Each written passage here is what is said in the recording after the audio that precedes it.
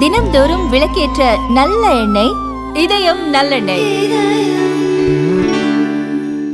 என் பேர் சபரியானந்து. நான் அன்னத்திலிங்கபுரம் தூரில் 8ஆம் வகுப்பு படிக்கிறேன்.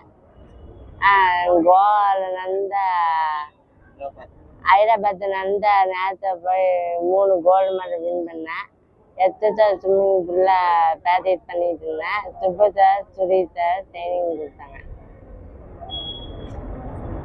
நிறைய இருந்தாங்க.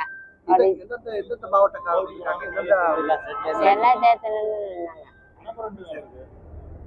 சரி, உனக்கு ஸ்போர்ட்ஸ்ல வந்து உனக்கு கற்றுக் கொடுத்தாங்களா ஆசிரியர்கள்?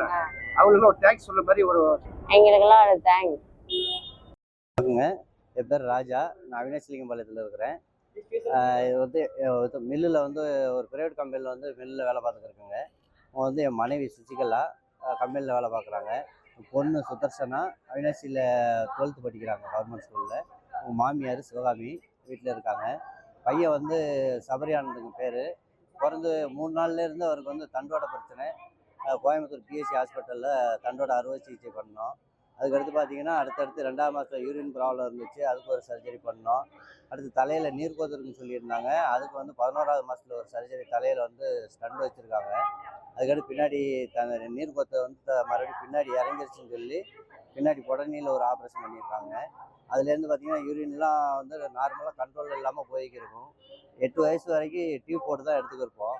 இப்போ 8 வயசில் இருக்கும்போது விஹெச்சி ஹாஸ்பிட்டலில் வந்து தொப்புளில் வந்து சர்ஜரி பண்ணி டியூப் போட்டு எடுக்கிற மாதிரி கீழே உள்ள வால்வை க்ளோஸ் பண்ணி மேலே வந்து டியூப் போட்டு எடுக்கிற மாதிரி பண்ணியிருந்தாங்க. இன்ன வரைக்கும் அப்படி தாங்க தொப்புளில் டியூப் போட்டு தான் எடுத்துக்கிருக்கோம். ஒரு 8 வயசு இருக்கும்போது திருநெல்வேலியில் உள்ள ஒரு ஜீவன் ஃபவுண்டேஷனுங்கிற ஒரு இதில் போய் தம்பிக்கு வந்து நடக்க வைக்கிறதுக்கான ஒரு ட்ரீட்மெண்ட்டுக்காண்டி போயிருந்தோம்.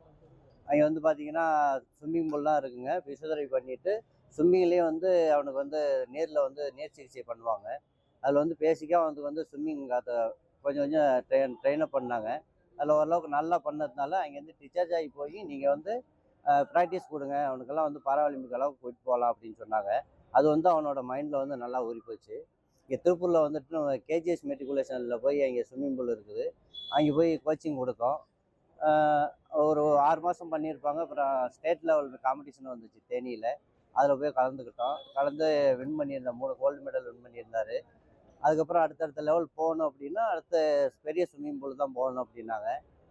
H2O ஸ்விம்மிங் பூலில் போய் அது 25 மீட்டருங்க. அதில் போய் வந்து ப்ராக்டிஸ் கொடுத்துக்கிருக்கோம். சுதீஷ் சுப்பு சார் தான் கோச்சிங் கொடுத்துக்கிருக்காங்க.